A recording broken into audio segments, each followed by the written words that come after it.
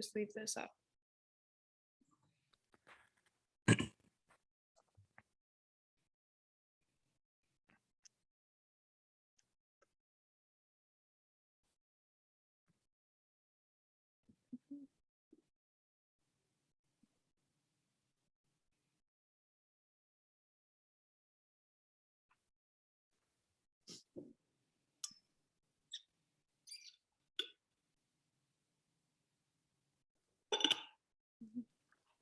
I haven't really run through this talk because I've been making changes to it up to like very, very recently.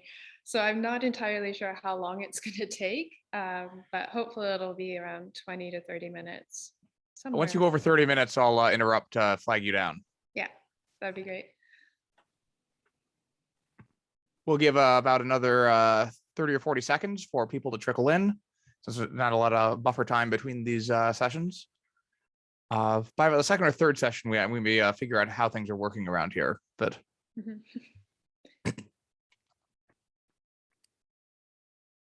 First ones are always the trickiest.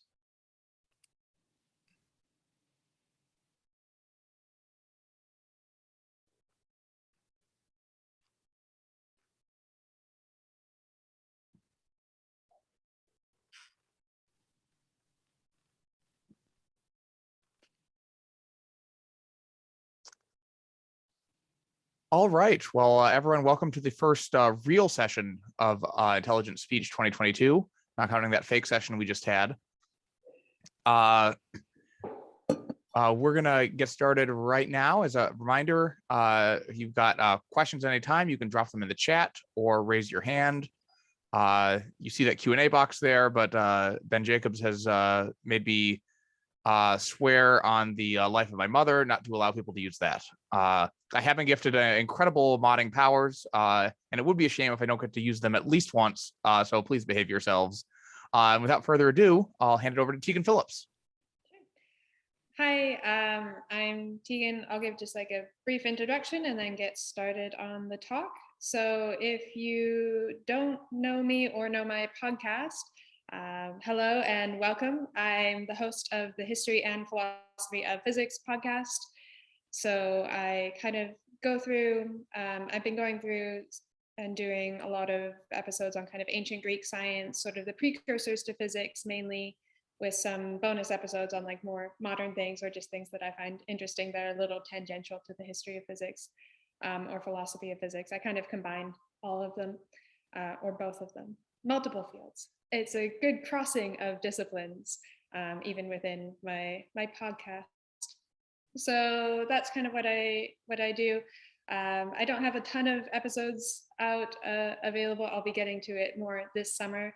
But that's because I am in school most of the year. I just finished my master's degree at Cambridge, so in the history and philosophy of science, and I did my dissertation on the philosophy of physics. So it's kind of what I do, I guess. And unfortunately, I don't really have a ton of time to do the podcast, and also there's a lot of crossover, so it's nice to kind of have it as a break outside of my school and research and stuff. But yeah, so I guess I also wanted to mention, I'm in Cambridge right now. I finished my course about 2 weeks ago, so I'm still here.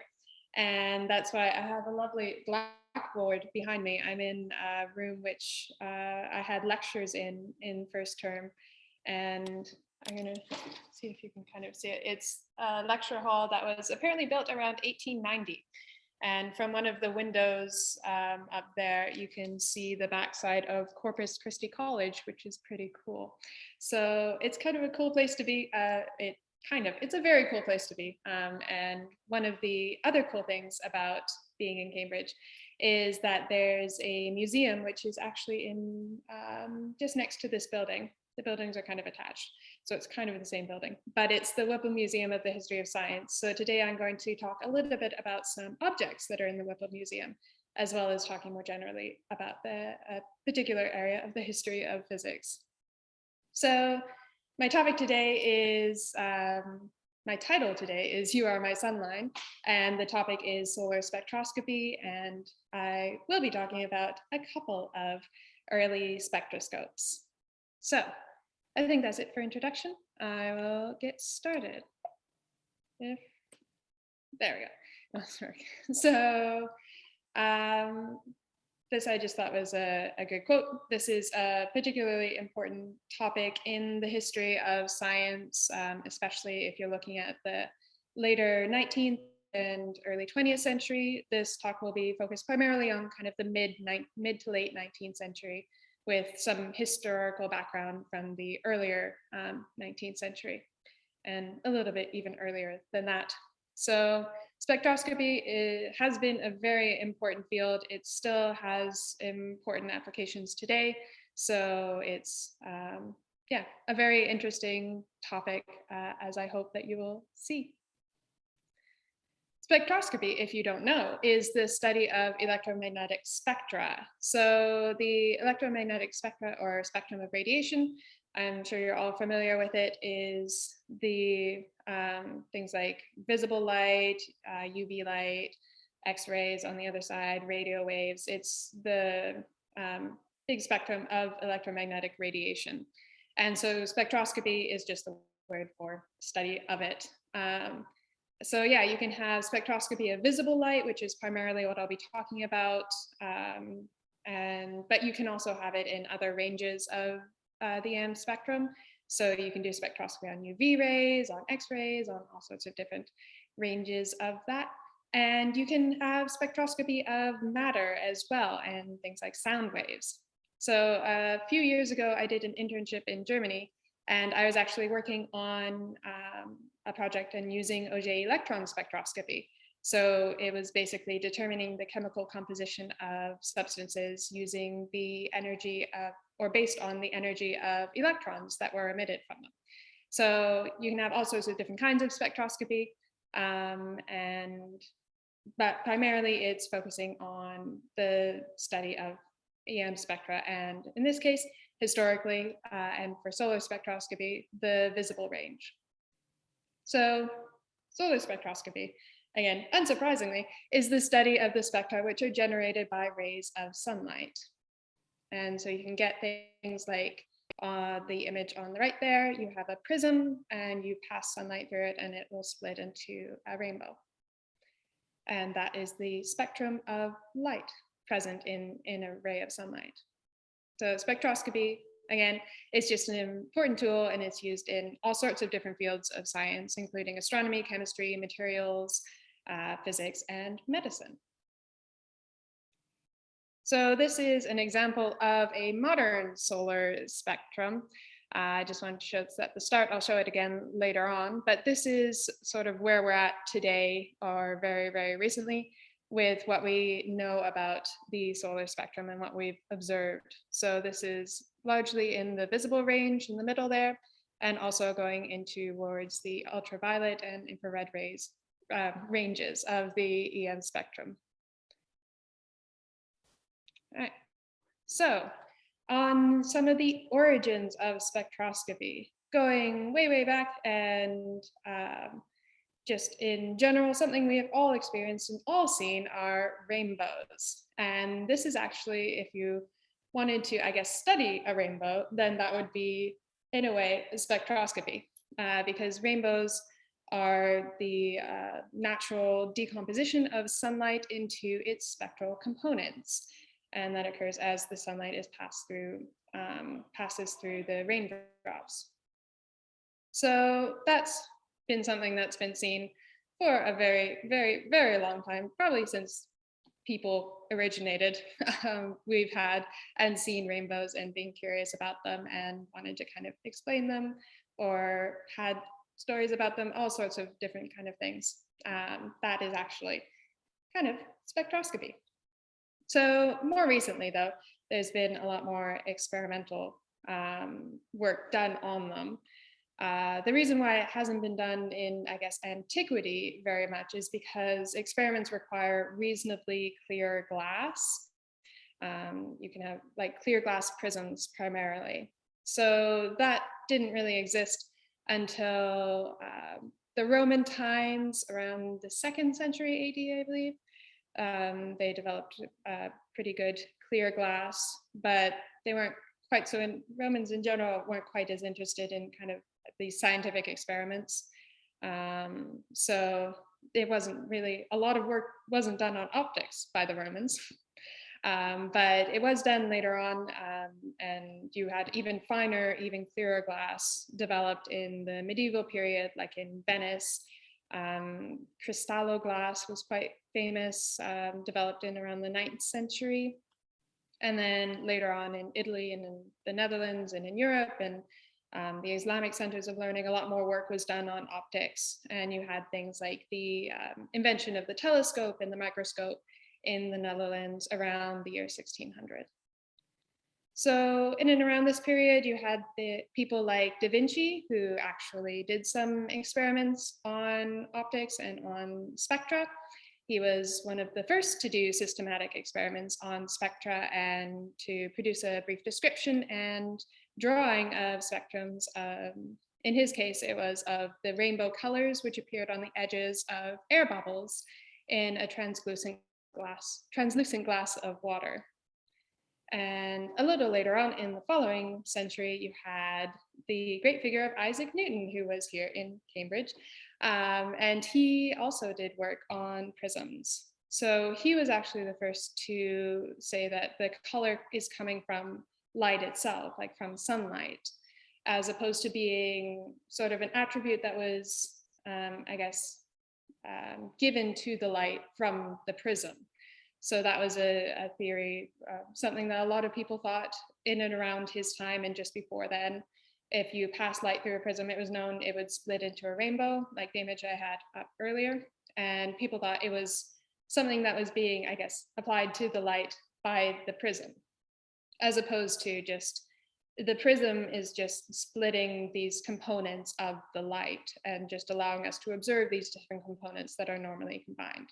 So Newton was the one to say that it was the light itself that possesses all of these range of colors. We just can't observe it until it's passed through and dispersed through the prisms. So in his experiments, he used 2 prisms in a sequence to disperse and project light from a small circular opening in a dark chamber. And I have a quote here from one of his works from 1672, which was on this topic.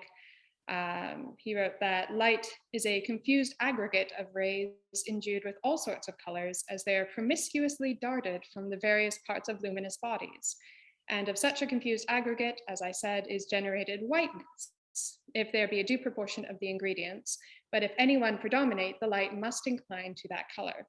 So he's giving an explanation both of white light, that it is from the combination of all of these different colors, but also of different colors of light. You could have different colored lights, like yellow light or red light, and that came from having predominantly one more than the other. So yeah.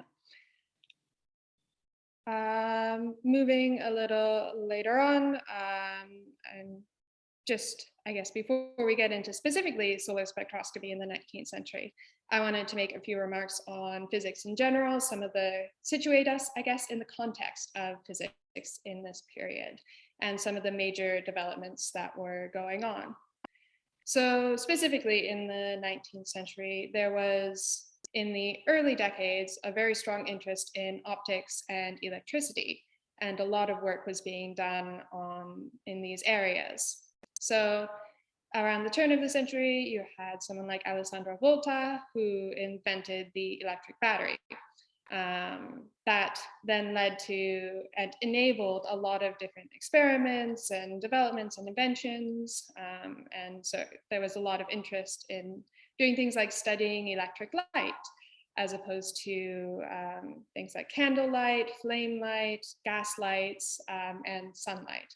You now had another form of light that could be studied and was interesting, and people wanted to kind of assess the differences between that, the different forms of light, and just sort of, study all these different types of light that were now available to people and being used more and more regularly in our homes, in our offices, and all around, in our streets, everywhere.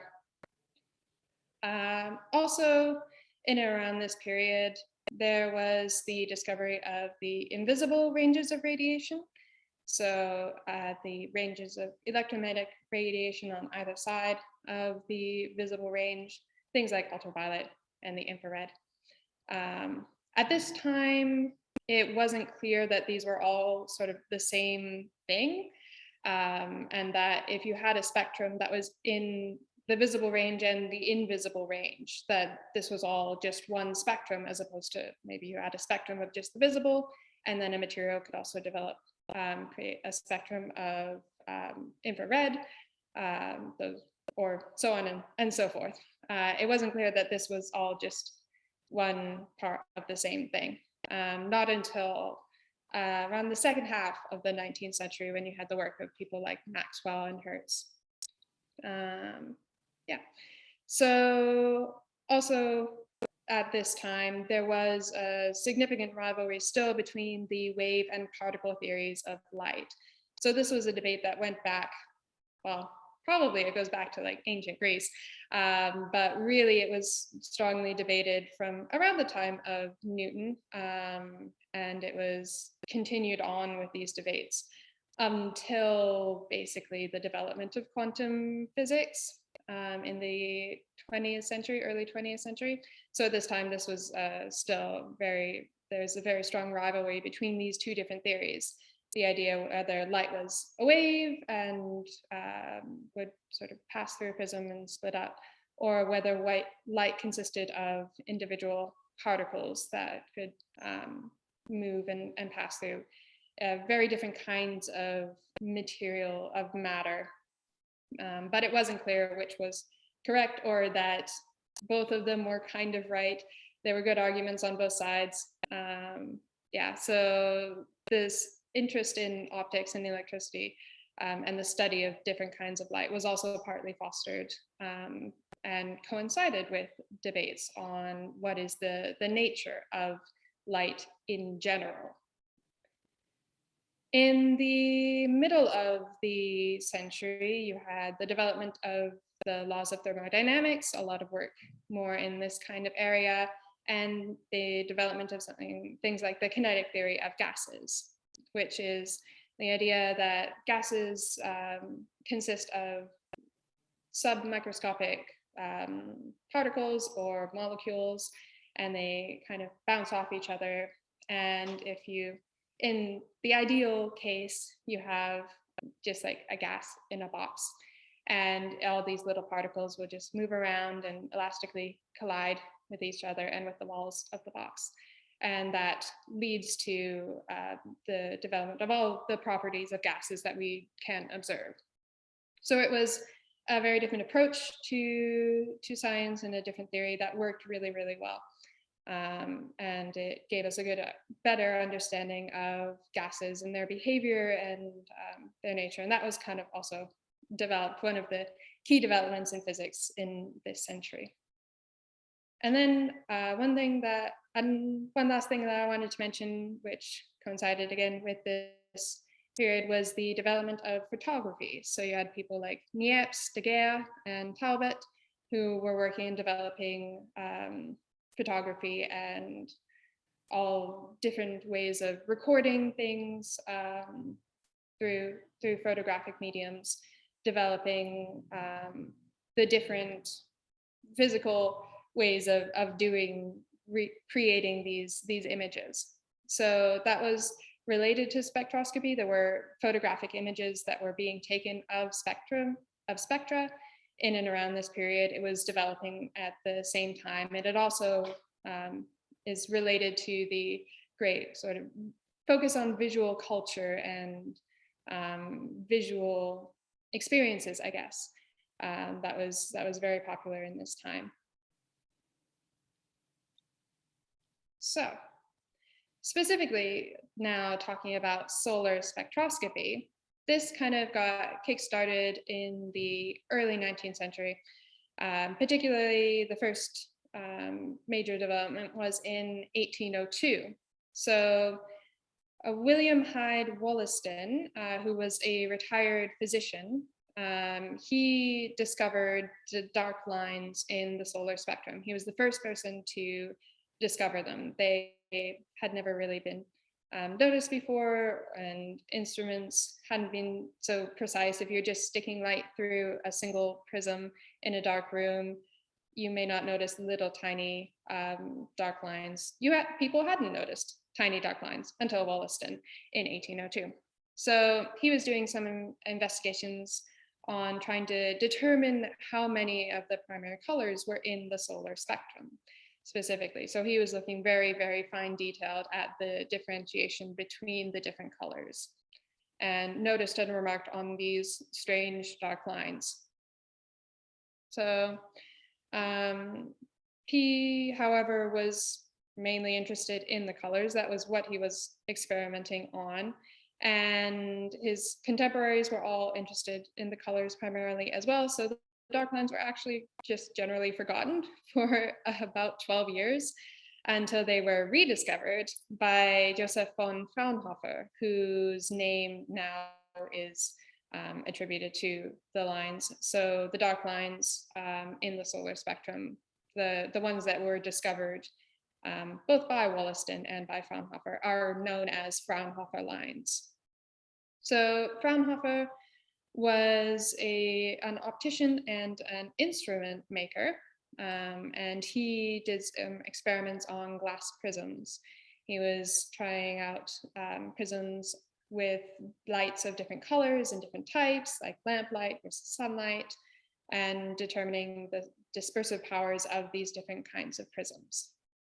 So he found 574 dark lines that he painstakingly looked at, measured the distances in between them, recorded them, made all these beautiful spectrum drawings, and I will show one in just a moment. So in his writings as well, this is sort of what he said he was doing, that he wished to see in the color image from sunlight if there was a bright band similar to that observed in the color image of lamplight. But instead of this, I saw with the telescope an almost countless number of strong and weak vertical lines, which are, however, darker than the rest of the color image. Some appeared to be almost black. So that was his verbal rendering of what he saw, and the peculiarities of these dark lines, which were unexpected.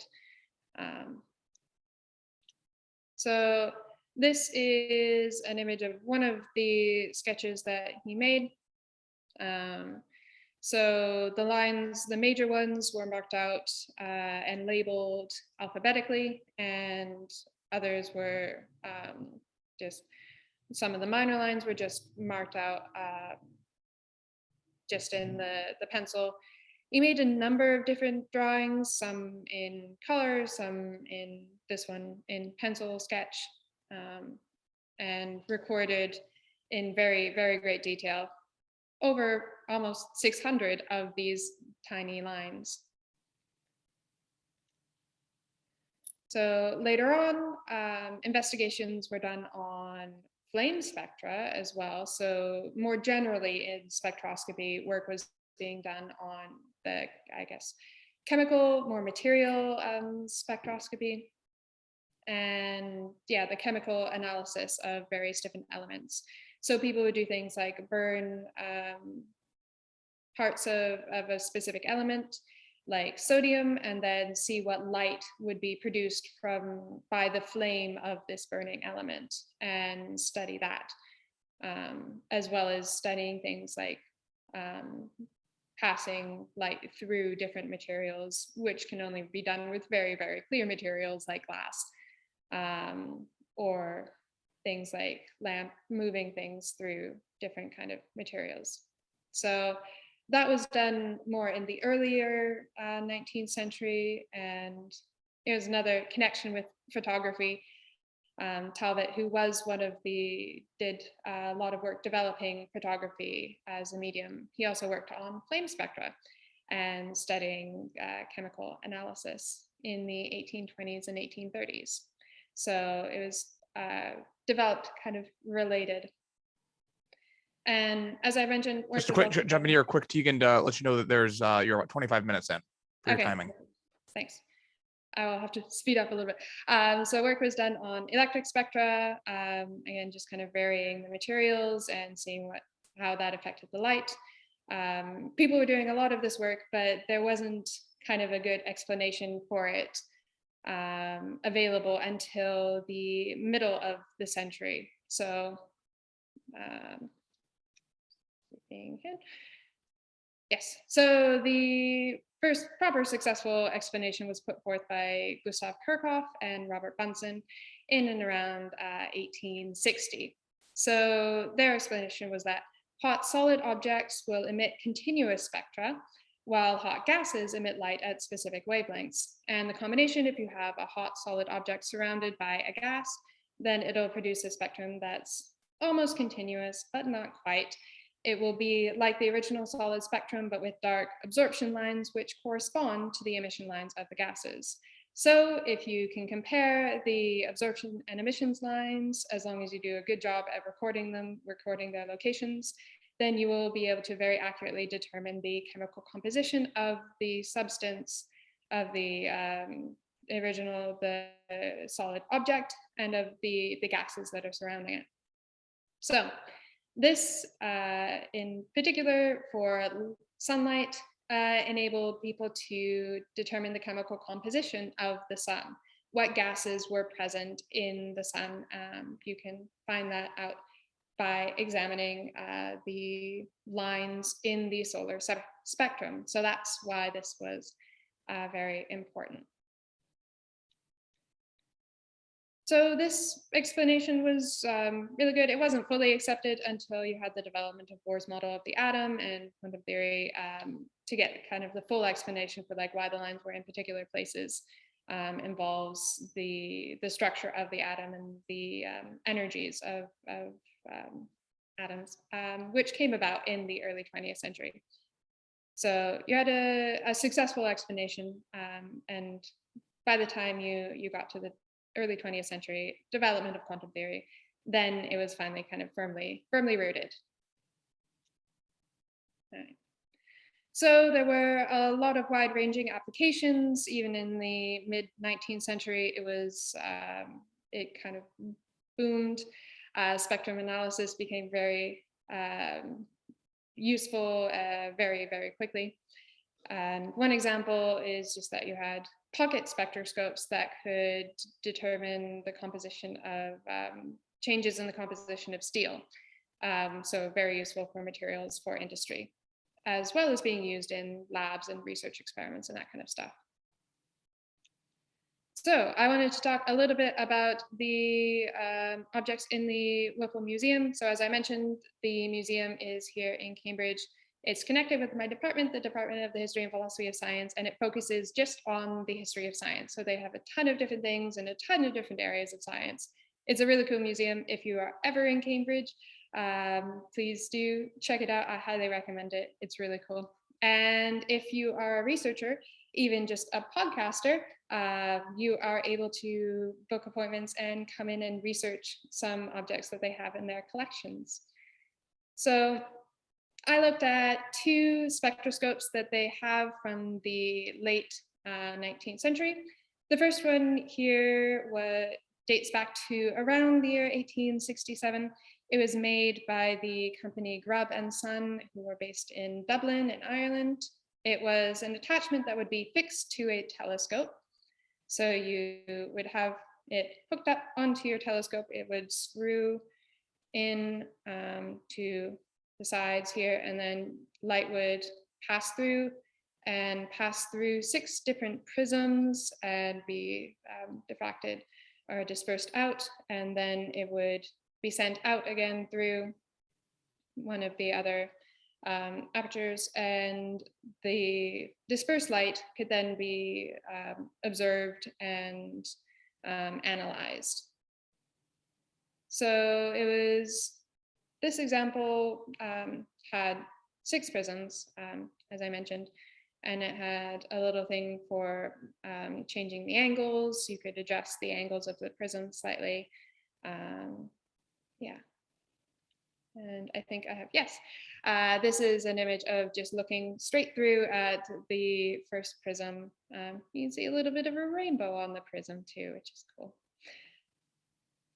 So this was in general an astronomical spectroscope, not specifically designed for the use of sunlight, but you could use it to analyze sunlight. It was more general use as a spectroscope. So this one, though, which dates slightly later to around 1880, it was made by John Browning, a very famous instrument maker in London. I should say Grab and Son were also very famous, particularly for telescopes, the design of telescopes and construction of telescopes. It was an internationally renowned company. John Browning was the leading instrument spectroscope maker in England for many, many years. So one example is this one, which would also be fixed to a telescope. It contains 7 prisms, and I have a close-up of the prisms here. So you can see it's a rather different design. It's much lighter. The earlier one is very, very heavy. This one is a little easier to carry around and to transport, and also to make adjustments to. It didn't have the kind of glass case over all of the prisms. You could easily pull one out and make lots of little finer adjustments. There were more dials for making sort of finer adjustments to the angles of various different things. But it worked in principle in the exact same way. Light comes in, passes through all the different prisms, and then is sent back out through a different here. And then you can analyze the spectrum after it's passed through all of these prisms. So this was specifically designed as a solar telescope as well, or solar spectroscope rather, specifically designed for the use of analyzing sunlight and solar spectra. And I'll just make a few quick remarks on solar spectroscopy today. So it is done on a much larger scale, both in terms of the technology that is used. The actual instruments are far, far larger. These ones, you can kind of hold them basically in your hand. I have my sunglasses there for scale, as well as a measuring tape. But you can see they're kind of, you can hold them both in your 2 hands. Whereas today, I'll have an image in just a second of one that you can't hold it. They're massive. They are still attached to telescopes though, and used primarily here on Earth. Experimentally, things are done on a much larger scale as well. We're looking at, you can analyze the spectra of various different stars from far off galaxies, to determine what kind of matter is present elsewhere in the universe. And you can also use spectroscopy to study the properties of various other celestial bodies like planets, nebulae, and entire galaxies. So it's much, much, greater scale, but still same principles and a lot of similarities to what it was in the 19th century. So this is a spectrograph that is a modern one used to analyze solar spectra. And this was when it was being built. And there's also, this is the telescope that it was attached to. Rather large thing, 3.5 meter telescope, not something that you will have in your home like the other ones, or in your personal laboratory. This is considerably larger. And that is what the instrument that was used to produce this spectrum that I showed earlier. So this was produced by the NUID project at NOIR Lab in the US at the Peak National Observatory, which I think is in Arizona, I believe. So yeah, you can now, of course, produce much, much greater detailed when you're not relying on kind of your own observation, just our eyes, when you can run things through computers as well, and all the technology that we have available. You now know and have mapped thousands and thousands of lines in the solar spectrum. So yeah, it's quite complicated, lots of dark lines in there. And it also, solar spectroscopy is also expanding through the electromagnetic spectrum and working on going to further ranges, like the extreme ultraviolet range and the soft UV ranges. And as I mentioned, studying farther away stars and the atmospheres of planets, looking at the atmospheres of exoplanets, and it's one of the tools that allows people to determine kind of what exoplanets may be capable of having life, whether they have the atmospheres that are able to sustain life, the elements present in sufficient amounts to sustain life. So that's pretty cool. And yeah, just I guess a remark. A lot of disciplines are crossed in this topic. It has a lot of applications in a lot of different areas, and also requires and uses knowledge gained from a lot of different areas, like astronomy, chemistry, physics, and technology. And also, as I mentioned, it has applications in things like material science and medicine. Historically, artistic skill or related training was actually common among early spectroscopists. A lot of them were interested in art and did art, or were trained in drafting, were trained in things like being a Fraunhofer was trained as a court glazier, working on the installation and repair of glass in a court. And so you had people who were trained in these more artistic or more applied disciplines, using lots of physical medium, or things like photography. Lots of interest in that related. So yeah. Final things, thank you to Morgan Bell at the Whipple Museum, who helped me, allow me to come in and look at the objects. And thank you all for taking the time to listen to this talk. I hope that you enjoyed it. And those are just some references. And I hope we have time for questions. I don't know what we're doing on time, but if also these are just the links to my podcast stuff if you want to check it out. We've got about 2 minutes for questions. We've got a really quick one from Robert Ross. You'd mentioned something being very heavy. What did you mean by very heavy? Oh, just physically, like I held the spectroscope. It is like weighty. It is not like 5 pounds, 50 pounds. Like it's, oh, I'm terrible. Just or kilograms. Weigh it. Yeah. Probably